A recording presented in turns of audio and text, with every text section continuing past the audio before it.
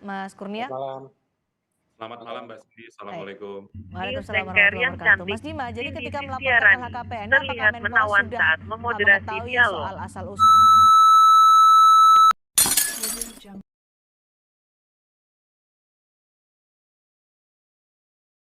usulnya dan melaporkannya sesuai dengan SOP-nya, diantaranya menyerahkan atau melampirkan bukti serah terima hadiah itu? Jadi saat melaporkan nggak ada uploadnya gitu, nggak bisa diupload. Oke. Itu kalau diminta akan dikasih semua Mbak, pasti.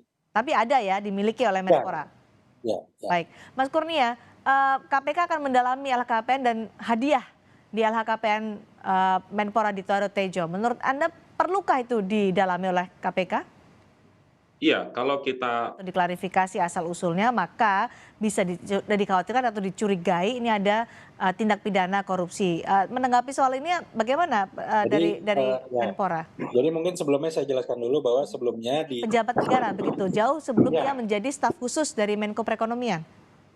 Iya, jadi kami ada data-data. Atau bagaimana menurut Anda?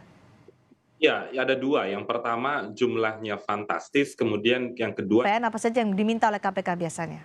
ya kalau dikatakan itu adalah hadiah, hadiahnya kapan diberikan? Mana Oleh KPK soal harta dan hadiah yang ditulis dalam LHKPN sudah disiapkan Mas Dima? Tadi kalau dari Mas Kurnia kan ada beberapa hal yang ingin ditanyakan atau harus dibawa oleh orang yang ingin diminta klarifikasi soal LHKPN-nya.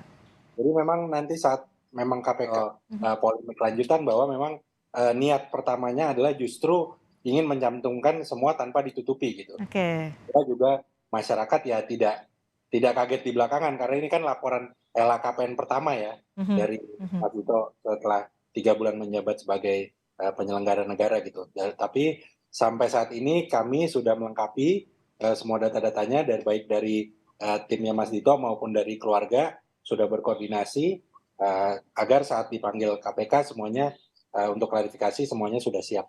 Udah ada panggilan atau undangan dari KPK untuk klarifikasi ini? Sampai tadi sore sih belum, tapi Mas Dito juga masih nunggu sambil terus berkoordinasi juga.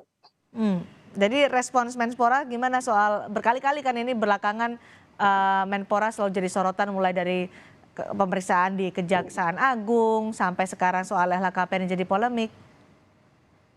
Ya menikmati aja Mas Menporanya, ya mungkin kan kalau kata peribahasa kan semakin tinggi padi semakin kencang anginnya, jadi ya mungkin ya sampai saat ini yang penting masih fokus pada tugas-tugas utamanya sebagai Menteri Pemuda Olahraga, dan kebetulan juga minggu lalu itu 3 hari terus bersama Presiden dalam kunjungan kerja menyiapkan U17 dan lain-lain, jadi memang masih fokus kepada kerja-kerja utamanya di sini.